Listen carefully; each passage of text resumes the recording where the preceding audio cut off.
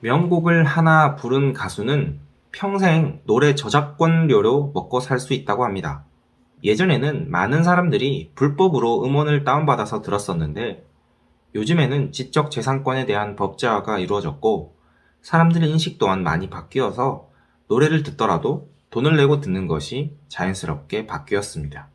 뭔가 이런 생각을 해본 적이 있지 않으신가요? 내가 다른 사람들과 어떤 일을 완수했는데 그 일을 끝마치는데 누가 어떤 부분에서 몇 퍼센트를 기여했는지 다 데이터로 기록이 남는 겁니다. 그래서 나중에 누군가 이 일에 대해서 열람을 하거나 참고하기 위해서는 특허나 저작권 로열티와 같이 열람 비용을 내고 보는 거죠. 요즘 예술가들 사이에서 NFT가 유행한다고 하는데 지적재산권을 디지털화하여 누구 소유인지 증명할 수 있도록 세상이 변화하고 있습니다. 예술이라는 것이 본래 사람의 창의력으로부터 나오는데 이게 사실 누구 아이디어로부터 나왔고 누가 창작했는지 이런 것들은 시간이 지날수록 잊혀지는 경우가 많고 진품인지 아닌지 알기 어려워지는 경우도 많은데 이런 것들이 모두 다 위조가 불가능하도록 데이터화가 되는 거죠. 그래서 누가 이 작품의 주인이고 이게 진품인지 아닌지 모두가 쉽게 알 수 있게 되는 겁니다. 음악 저작권이나 특허 로열티 받는 것과 비슷하게 예술작품 또한 열람 비용을 받는 시대가 과연 올 수 있을까요? 예전에는 오직 정부와 같은 거대 기관들이 법제화를 통해 개인의 지적재산권을 합법화해주기를 기다릴 수밖에 없었습니다.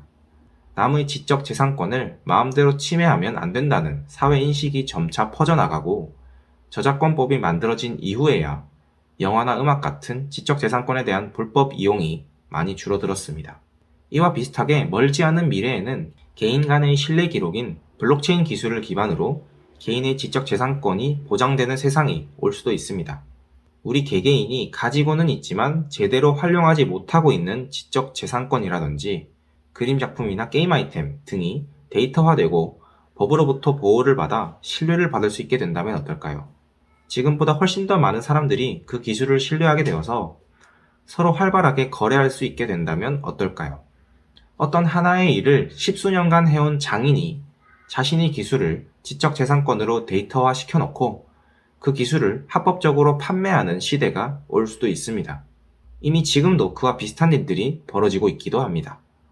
주식이나 부동산 같은 전통적인 자산을 소유하고 있는 주인이 배당이나 임대료를 받는 것과 같이 노래 저작권을 소유하고 있는 가수가 저작권료를 받는 것과 같이 지적재산권들이 데이터화되어 우리 개개인이 가진 데이터 소유권을 보장받을 수 있는 시대가 온다면 그 시대에는 지금보다 훨씬 더 많은 기회가 있지 않을까라는 생각을 해봅니다.